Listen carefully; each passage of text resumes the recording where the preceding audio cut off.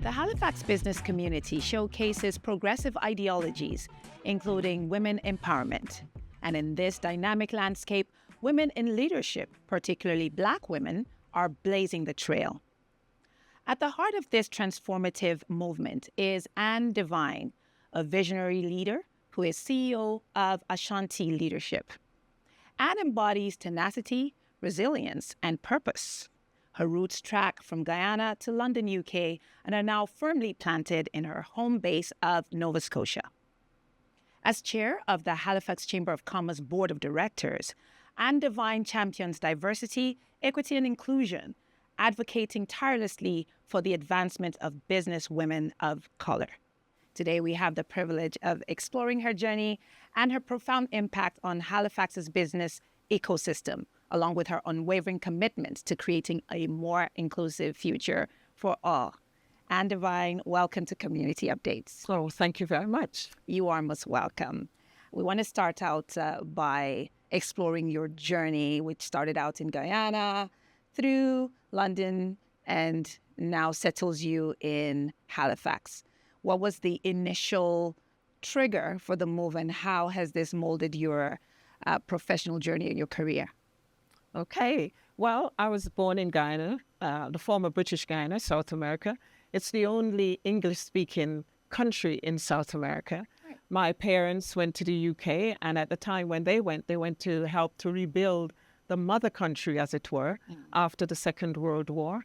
And lots of people from the Caribbean, Guyana being associated with the Caribbean countries, were invited to go to the UK to help to rebuild and to do the jobs that English people didn't want to do at that time. So they went in their droves because they were told that they had a future. They were looking for a betterment for themselves and for their families. And my parents was one of those who took that journey. Right. Yes, I went to school in the UK, went to university, then got married, and 20 years after that, my husband took up a challenge. He got a call and decided that he wanted to pursue that challenge to come to Nova Scotia and to become the James R. Johnson Chair in Black Canadian Studies. And we arrived here in 2004. We, my husband, and our 3 children. I came on the promise of a new marriage because I came and visited Peggy's Cove, and it was a beautiful June day, and we sat on Peggy's Cove looking onto the Atlantic Ocean, and he said to me, if you come with me to Canada, it's going to be like a new marriage, and I fell for it. Oh, look at that. And has it been a new marriage? Oh, my goodness. It was a baptism of fire. Oh, wow. But we're still together almost 40 years next month. So that is legendary. It stood the test of time. It did. It did. And congratulations on that. Thank you. In advance. So through that time, what was your work life like? Well, I had a really fascinating career. I started off at the young age of 21. They used to call me Young Anne. I was the youngest in a team of people. I worked in a multidisciplinary team as an education social work, and built my career through that process. Was this in the UK or? This was in the UK. Okay. Yes.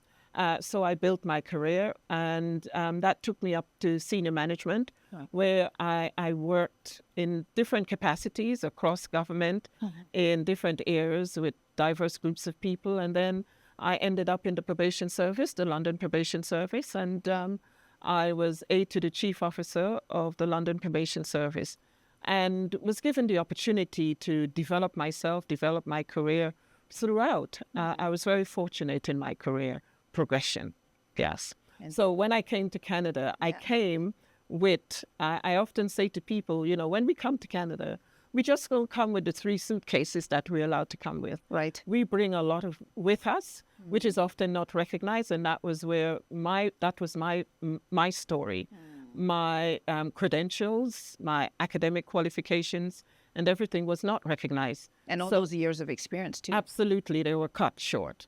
So I entered into what was then the diversity pool and found a job as a program administrator, which is, quite low down the ladder. And at the time, I was also a casual staff, so you had no job security or anything. Right. And I did that for a year. Then a wonderful woman by the name of Vicky Samuels, she was leaving the Nova Scotia Human Rights Commission. She was the manager there for race relations, equity and inclusion.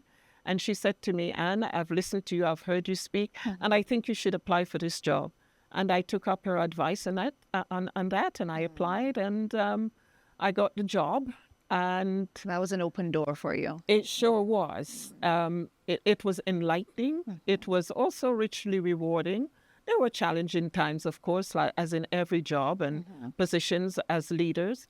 But I found that I had a good career there.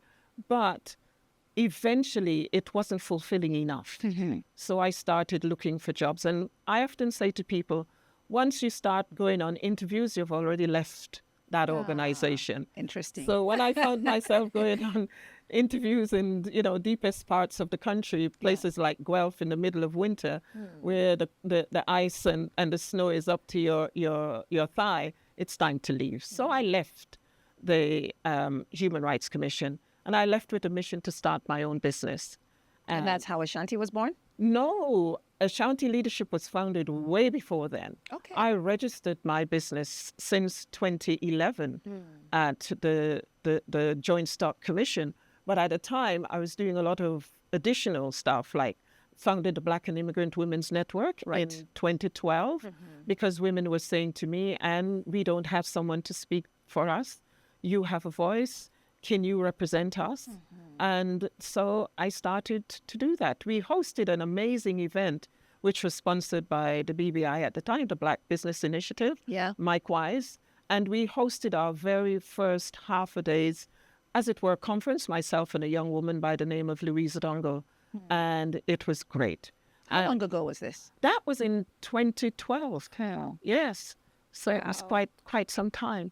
And I continued with the Black and Immigrant Women's Network, a number of people. We attended so many networking sessions, and part of that was when I became acquainted and involved with the Chamber. Yes, and we are going into that because I'm actually itching to hear your Chamber of Commerce story. You sit as the chair of the board of directors today. Tell us the story. Well, the Halifax Chamber of Commerce is an interesting organization, founded in 1750. Wow. By men, of course, businessmen. And in my opinion, they did not imagine for one moment that this girl from this tiny village in Guyana is going to travel to London, come to Nova Scotia, and one day be the chair. However, they had vision. Their vision did not include myself, because I would have been a slave girl in their vision. Right. But this is about over 200 years ago. Yes. But their vision was to have an organization that was focused on building innovativeness within communities, as well as looking at the challenges, the social challenges that communities have.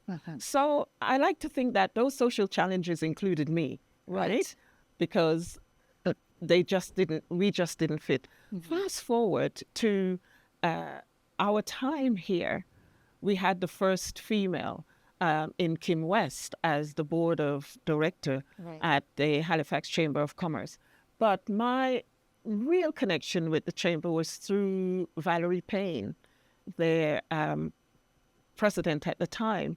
I met her in 2008 when I was invited to pour tea for the Honorable Dr. Mayanhi Francis. At the time, she was Lieutenant Governor of Nova Scotia, and that was where I met Valerie Payne, and we had a conversation. She introduced me to a member of her staff, Gail Adams. Gail Adams was very interested in the kind of things that I was interested in, and as a result of that, she started introducing us to networking sessions. And, one of 2 new hotels that was being built in Halifax at the time. And we were able to go into those hotels and see them even before they started taking customers. And that was groundbreaking for you because this was a time when people of color didn't have such a privilege. Women were saying to me that we only went into the boardroom for 3 things. We went into the boardroom to clean, to be dismissed, and, well, be fired, basically. Wow. We went to clean, we went to be disciplined, and we went to be fired. And that was what they went into the boardroom for. And I relay that story to another colleague, another friend of mine, Joyce Carter from the Halifax International Airport. And she was just starting at the time. And she said to me, why don't you bring the women into my boardroom? Wow. And 48 women turned up that afternoon. And we had a meal. We had amazing conversations and discussions about our challenges, our vision for the future, our hopefulness, and how we can overcome. And then when we left her, Candace Thomas, who was a partner at Stuart McKelvey, she also invited us into the boardroom. Wow. She was a member of, and still is, I believe, a member of the International Women's Forum. I was a member there too. And we were looking at how can we engage? How can we bring our women so that they too can experience what we're experiencing and see what we're seeing? So those women, we brought them around to meet successful women here in Nova Scotia. Nova Scotia is awash with amazing, successful women of all races. And so we would get together once a year, every July, and we would meet and we would talk and share our ideas. Now, I wasn't finished with the chamber. Go ahead. I still continued with the chamber. And the interesting thing about the chamber, in 2018, the first person of African Nova Scotian descent, woman of African Nova Scotian descent, was appointed as chair to the chamber, and that was Cynthia Dorrington.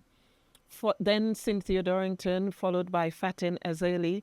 She is a woman from one of the Middle Eastern countries. I've forgotten which country she's from, but nonetheless, a very successful woman. She has a business, We Them Us, which is known across Canada and internationally as well. Part of it. Yes.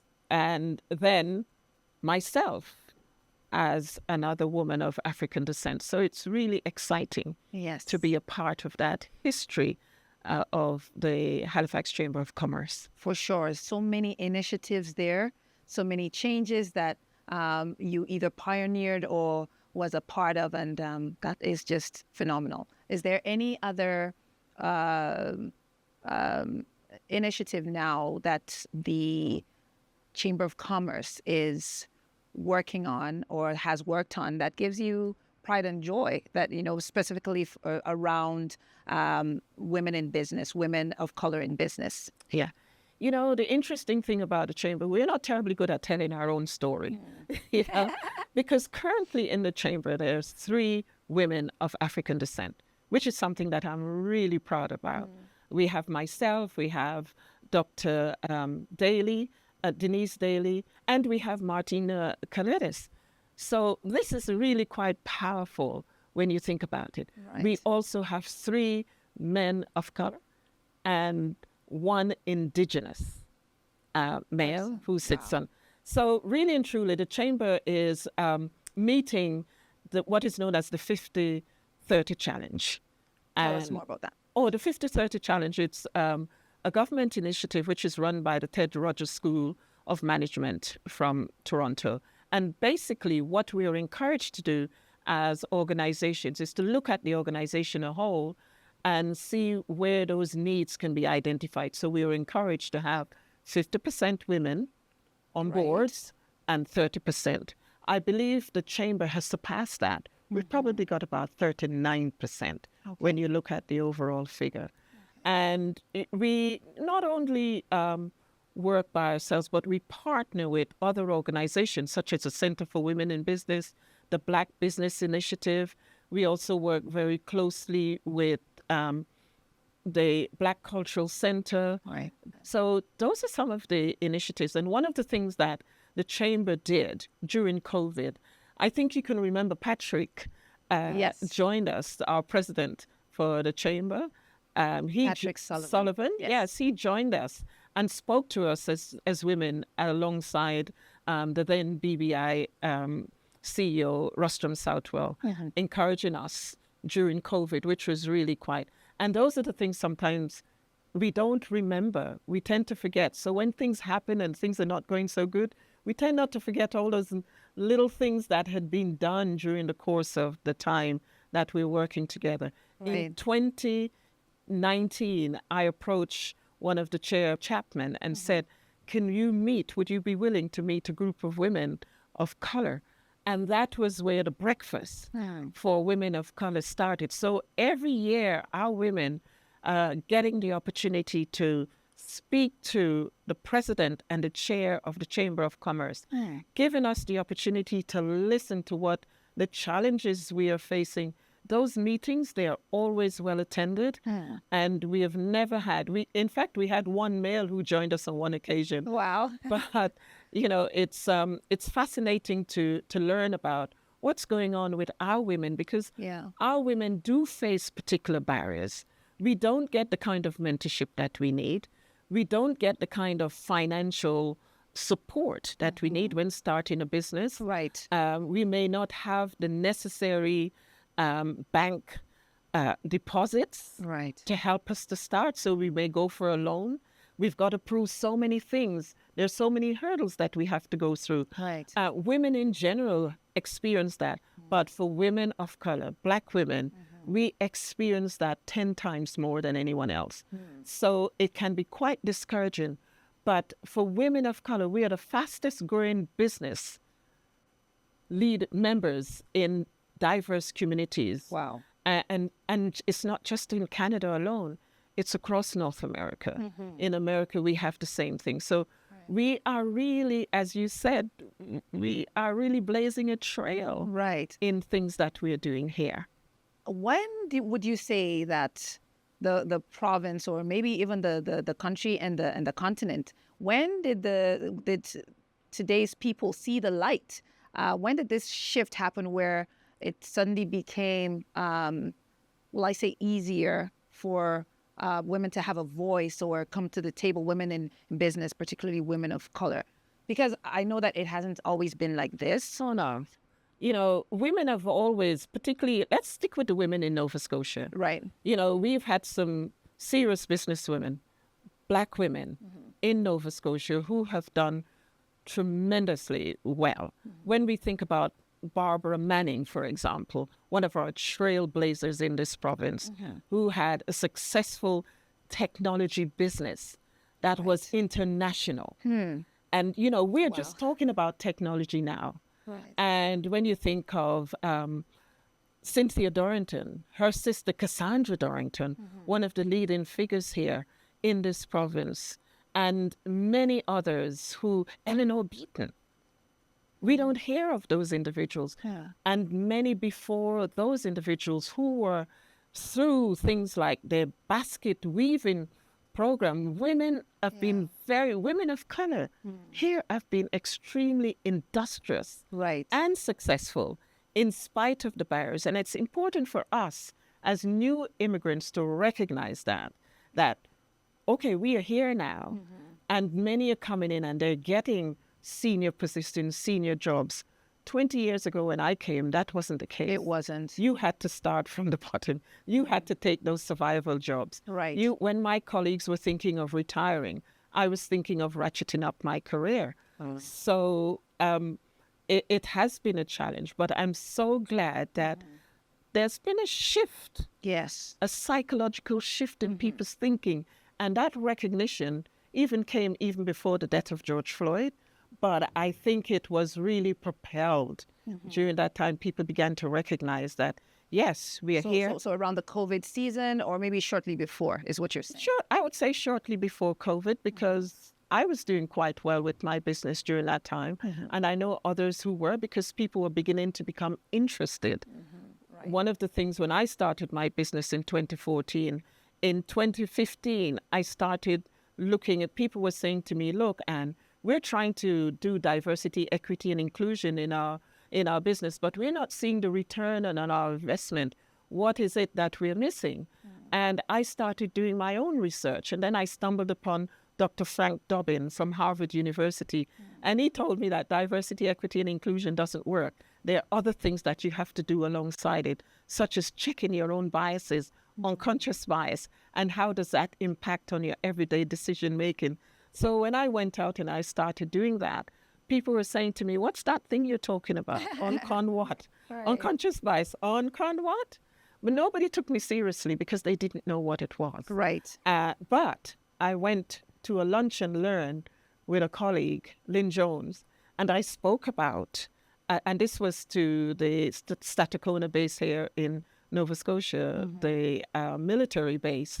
And then they kept me there for 6 months. Wow. And then when they finished there, they sent me to Ormocto, to their colleagues across in New Brunswick. And my business began to blossom. People began to take my programs and my courses. And it didn't matter the fact that I was a woman of color, a Black woman. Right. People wanted knowledge, and they were eager to ensure that diversity, equity, and inclusion was working for them in their businesses. And that's how my business began to blossom. I like to see that I am creating cultural and organizational change. Yes, here indeed. In our province, and not just here in Nova Scotia, beyond our province. Because during COVID, I went back to the UK. Wow. I went to Spain. I went to Ecuador. Yep. I went to Tanzania. I traveled the world during COVID, creating cultural and organizational change with businesses. That's interesting. The shift happened. It sounded like you were ready. You were the face and the voice, that was ready to ride on that shift and help us, particularly in maritime Canada, to get out the message most important that we needed to. I'd like to pivot a bit now to the Black and Immigrant Women's Network. Yes. What are some of the things that you would say would be the greatest impacts on the lives of the women who have interacted with this network? Well, you know what I'm most proud about? I trained 48 women in a business cohort for women's leadership through the Department of Labor and Skills Education, as it is known now. Yeah. But the Black Business Initiative gave me the opportunity to host training sessions, and I trained those women. And it was remarkable because our women turned up. It didn't matter that it was raining. It didn't matter that it was snowing heavily and they had to climb over some deep snow banks. Right. It didn't matter that they were leaving their family on a Saturday morning very early to start at 9 o'clock or to spend an entire day with me working. They turned out because they wanted to learn. And many of those women now are in very successful career. They've chosen very successful career paths and they're doing extremely well. That's one of the things that I'm most proud about. That's phenomenal. Yes. That's a rich heritage and a rich resume of impact there.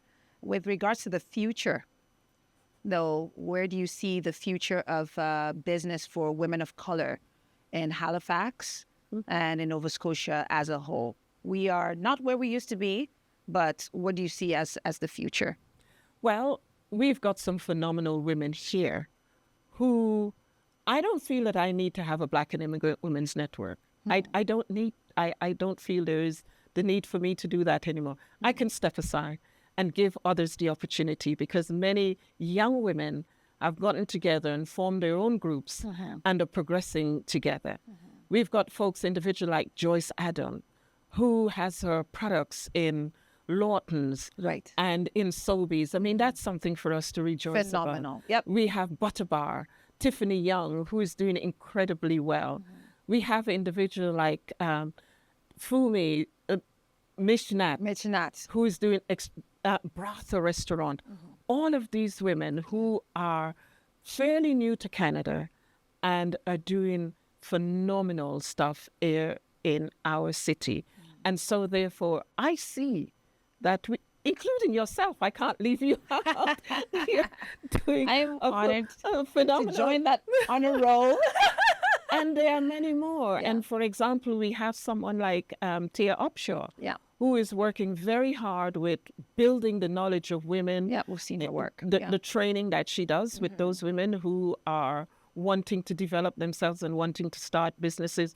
We have individuals like Missy Sorrell, who started that. She'd been doing period poverty in her home, and now she has founded an organization to actually take that forward.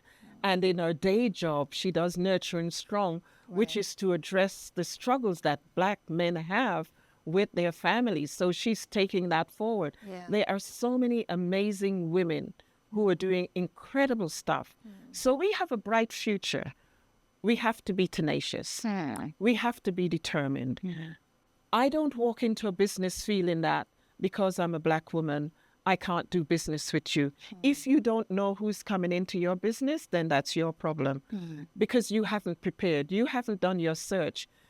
There was one experience that I had which would always remain with me. During COVID, I was invited to participate in a meeting for a potential client. And I walked into that room, and it's a massive boardroom where there was about 11 individuals scattered 6 feet apart. So you can imagine this. How big it was, yeah. 2 feet apart. You can imagine how big it was. One male. And as I was walking into that room, I spotted the corner of my eye on the screen, a woman of color. And I thought, wow, they've brought another woman of color here. We're going to have a great discussion. So as I'm settling into my seat and I sat down, I looked up, I saw myself looking back, smiling at me.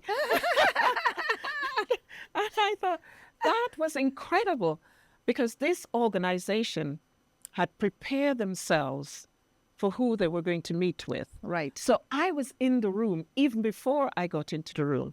And I will always take that away with me with that organization. So, and I have worked with organizations across the country, across all levels of government. And yes, there are challenges, but you know what? We worked through those challenges. There was one organization I worked with where there were 16 men. I went on the recommendation of someone from here. And when I started to talk about discrimination and what that means and how they needed to address it, because they were all senior leaders and all white males, only one female, they said they didn't want to work with me anymore. And they were very angry. They started to leave the meeting one by one. They were very angry with me. When I told them that there's racism in Canada, there was slavery in Canada, they did bulldoze Africville. They did stop Jews from coming into Canada. They did intern the Japanese, Ukrainians, as well as many other people who, indigenous people to this land, the poor treatment that they received. They were so angry. As you know, they said they didn't want me to boot. I wasn't just a Black woman who was telling them about themselves, but I wasn't even Canadian born. So they were mad, and they told me not to come back. I said, okay, and I don't even want your money. Wow. So the challenges are there, is what you're saying, but especially for young business women of color coming in, what I'm hearing that you're saying is look past the challenges. Be ready and tenacious, be ready to outlast the storms. Absolutely, because do your homework. Absolutely, do your research and prepare for every eventuality. There are 3 P's: prepare, and be prepared for the still leave room for those bits that are unprepared, unplanned. Plan, and leave room for the unplanned. That was my unplanned piece. I didn't expect that. But that organization, 6 months later, they came back to me and they said, can we talk? I said, sure, let's have a conversation. They went away, looked at themselves and recognized, oh my God, we have Black people in our family. How did we not see that? We have Asians. We are married to, some of us were married to Asians. How did we not see that? Asian women. And what was that about? So they themselves have to do that internal work. And we also have to do that internal work with ourselves. We have to make that mental and psychological shift. So when I go into a room, I don't go into that room believing that I am the only Black woman, and so therefore a sense of entitlement, undue sense of entitlement. Not even entitlement, feeling that I don't belong. Oh, okay. Gotcha. Because when I'm thinking that I don't belong, and I'm going through all those emotional turmoil, the imposter syndrome, which we all suffer from, I do experience that from time to time. I'm beginning to feel, well, whilst I'm busy doing that, I'm missing crucial information that I'm here to obtain. I'm here to learn. Right. And so therefore, I have to challenge myself, breathe deeply, calm myself, and allow things to settle. I will deal with the rest when I leave the room. Because if I continue to carry that in the room with me, I'll have a nervous breakdown. I have to believe that I'm invited into this space because I have something to offer. Right. I have something to contribute. I have something to learn, and somebody has something to learn from me, my presence. Yeah. So overcome every form, imbibe a self-awareness, a strong self-awareness, overcome every form of inferiority, inferiority complex, step in with confidence. And I can imagine do the business paperwork and business background work as well. Is there any other tips? Maybe I would say get good mentors. And it doesn't matter who your mentors are. I have mentors of all races, of all levels. Even young people can be a good mentor. I always have young friends. You're one of my young friends. Yes, I'm privileged to be. So I keep young friends because, you know what, we learn from each other. Right. It's a give and take situation with mentorship. So I'm learning as well. And I'm always open to listening and to hearing, allowing myself to be taught. At the chamber, we have some incredible staff members there. I'm new in this role of the chair's position. Yes. I have to allow myself to be guided by the staff who are phenomenal. Right. And willing to assist and to guide. I would say to Patrick, I don't know this, what do I say here? Or I'll say to another member of the junior member of staff, can you help me? What do I say? Right. They have, the chamber, I have to say, has been open. They have been welcoming to me personally from the time I got there. During COVID, the chamber found funding for us to do a study, which is called Amplifying Voices, to look into what does the community, the business community, how do you connect with businesses of color, people of color? And we did that study. And out of that study, the chamber took every recommendation that we have made. It was myself, Ifeanyi from... Ifeanyi, yes. Yes, he, and my husband, Missy Soro, representing the African Nova Scotian community. And we did that study. And believe you me, we were surprised at the end of the day because we were expecting it to be about racism because St. Mary's University always also participated. We had some key people who did some work with us, and we discovered that it was around accessibility. It was around persons with disability that we needed to pay more attention to. So broad reach. Broad reach. And so all those recommendations, what the chamber has done over the years, they have hosted events. We've had the Wonder Woman event, phenomenal, 800 people on this last occasion. Wow. That was significant. Recently done the diversity, equity, inclusion, and accessibility training with the staff. We are having something in relation to Pride, looking at the LGBTQ community, looking with their Chamber of Commerce. Right. We're partnering with them. We're seeking to partner with BBI. We're partnering with the Black Cultural Center. And hopefully, my biggest dream is for us to have an event, a meeting within the Black Cultural Center where members of the community, the Preston community, can come and ask us questions at the chamber, and also the chamber listening to these individuals. And the chamber has already given their commitment to that. Many people have said to me, well, what are you going to do for the Black community? Many people have been asking me to give them free tickets to various places. The expectations is off the chart. I can imagine. I can say, well, I don't have that authority. I'm there at the behest of the board and the behest of the members. Right. So I'm there to lead the strategic element But it We sounds are like there's so much governance. change coming. Like there's so many initiatives. Absolutely. But these initiatives are driven by our diversity strategy that is embedded within the chamber plan, strategic plan. And so this is why you're seeing these initiatives that includes all of us. The commitment is to have in the magazine 15% diverse stories. So we're listening. Yes. You know, a couple of years ago, we had a real rollicking from the community. They told us what they weren't happy with the way how the chamber was going. And we listened, we heard. And Single feedback. we've acted on those feedback and I can see the changes. We have the staffing composition has changed within the chamber. We have Asian community members in the chamber. We have people of African Nova Scotian descent. So the chamber, we've got members of the LGBTQ community. We've got persons with disability, the whole range. And it doesn't stop there because we're looking at other areas. When we talk about accessibility, we're not just talking about people of persons with disability. We're talking about progressing people's career. How do we open it up for people to learn and to progress in their business in particular? Because that's what we're there for.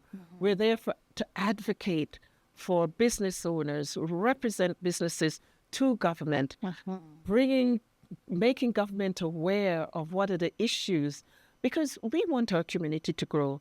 We want our community to be a sustainable community, a community that is growing and flourishing, where you and I, not just ourselves, but also our children can feel that they belong and they too can own businesses in this province. Securing businesses for the communities of all races for the next generation. Everyone. Everyone. We have a duty, not just to ourselves, but we have a duty to all our members. And our members, we have almost 2,000 members representing almost 90,000 employees. Wow. Now, that is significant. It is. So it puts a lot of responsibility on us to ensure that as the chamber, and one of the fascinating things about the chamber is really moving forward. You know, the leaders, those who lead the committees in the chamber are women. Oh, wow. Yes. Now, that is some real trailblazing right there. Yeah. Our vice chair, Joanne Bernard, and we have the person who leads the governance committee, Donna Harding. We've got the person who leads the audit and risk committee, Kimberly. Wow. So, Kimberly Stevens. So, that's some strong presence. Yes. Some strong presence. You know, I feel sorry for Patrick. No, he's getting some very good support from this. Absolutely. Well, congratulations on all the good work going on at the chamber, and wishing you a lot of success, all the success and even more that your heart desires for the future. But outside of the chamber, for Anne Devine as a person, is there anything in the near future, anything in the works that you're thinking of that you may want to share with us? You know, there's always something going on with me. I know. Well, I know. You're very innovative, so there's always something cooking in that creative mind of yours. Ashanti Leadership is 10 years this year. Oh, wow. Congratulations. Yes. So I am really excited about that. So everything that I'm doing at the moment is with that focus. 10 years for Ashanti Leadership. Where do I go in the next 10 years? That is what I've got to... Strategic planning. I've got to work out. Whether it's the next 5 years, the next 10 years. Because I'm not getting any younger, I have to step off the stage at some time. If you insist, we don't see it. Well, I can tell you it's there. So at some point I will step off the stage, and hopefully somebody else will step in, and not necessarily in my shoe, but fill that gap. To bring their own expression. Absolutely. To the table. Yes. Well, thank you so much, Anne Devine, for coming to spend time with us in Community Updates. This has been very enlightening and very inspiring as well. Thank you. I appreciate that. Thank you so much. You are most welcome.